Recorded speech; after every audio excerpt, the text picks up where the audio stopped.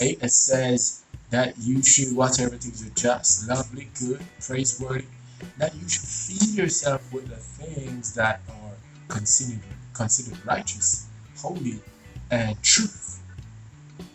But it's one thing to hear, guys. It's one thing to know, but it's another thing to act. One has to act upon the belief and prove that God is true, and know that you are enough with the help of God. When you think that He has gone, He's right there. He's right there in your life, right there in your heart, right there in your spirit, fighting for you and making the right preparation so that you can make the right judgment, the right step forward.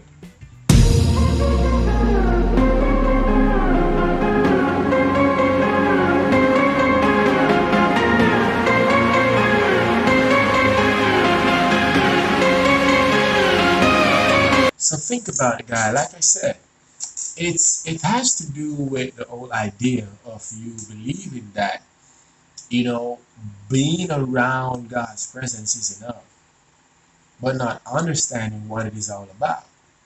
And he speaks about faith. Remember, faith comes by hearing the word. When you hear the word, what are you doing with that word? If I speak right now and you're hearing me, but you do not apply anything that I say, and once this video is ended, you go back to how you were, you go back to what you're doing, and so you've not really you've not really tried to add any value to your own life. And so without thinking, months rolled off, a year rolled off, what would you have benefited in your own life and the lives of others? So I want you to process really carefully about the whole notion of, seeing, manifestation of God's power, but not tapping into the fullness of God and what is available. Let's continue. I just want to show you something, and I want to hear your thoughts about it so you can understand much deeper as we speak as to why I'm saying what I'm saying. All right? So keep your heart, keep your spirit open, and let's jump right into it, guys. Let's check it out. Did you know there's a difference between being around the presence of God and actually desiring the presence of God? This is a mistake that a lot of Christians make. And because many Christians are making this mistake, they never experience the power of God in their life because they're not really seeking His presence. They're just content with being around His presence. But just being around the presence of God or near the presence of God won't really do anything for you. You need to open your life to the presence of God. You need to have faith in Jesus Christ. Faith is assurance and faith is conviction in things not seen, in things that are hoped for. In other words, even if you don't see it, because God's word says it, you're gonna believe it, and faith will move the hand of God in your life. God bless you. Guys, like I said before, just think about it.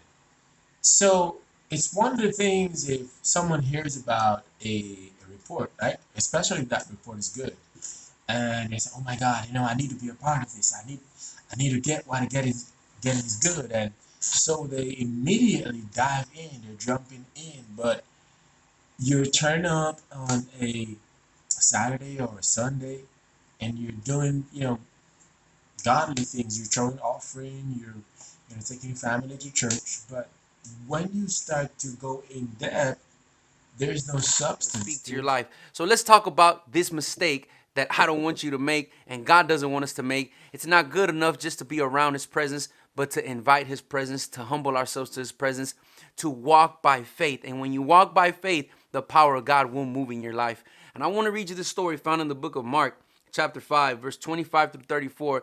There's a woman who was sick, and she's been sick for 12 years. And she's around Jesus. She's in a crowd. There's thousands of people following Jesus, and they're all pressing against Jesus. It's like if you're in a packed train station or a packed mall or a packed store, and Jesus is trying to walk through the crowds, and everybody's pressing up against him. Everybody's touching Jesus, but nothing's happening. Nothing's going on in their life. This is where I got the title, Don't Just Be a Follower. This is a mistake that a lot of Christians are making. They just want to be around the presence of God. They just want to see the things of God. They want to go to church. They want to be around the things of God. But that's all they're content with, just to be in the presence of God. But just to be in the presence of God isn't going to do anything in your life. Do you have faith? Are you going to humble yourself? Are you going to walk by faith? And when you walk by faith, that's when the power of God. Guys, let me ask you this. If you say that you believe in God, what are you believing God for? Or better yet, why are you believing in God? Because that's a great analogy that he pulled just now. Because when you really think about it, this woman had the issue of blood for many years, and many persons were touching on Jesus. And out of the pulling and the touching and the moving through, she was the significant other that pulled virtue from Jesus. Because she believed, she knew that he was a Messiah. She believed that he was a Messiah. And she declared that if I can just but touch the hem, guys, the hem, I'm talking about small guys, just the hem, just be able to touch. And immediately there was a complete transformation. For many of us, we're believing God to make some transformation in our lives, in our hearts. Every spirit of rejection to be removed. Maybe you have recently lost a job, or you have been redundant in a case, or you're falling in some hard times, bills piling up, medical bills. Um, Maybe you're just believing God because you want your own experience, and so you're just tired now of seeing and hearing, but you want a connection. You want something that reaches to your spirit.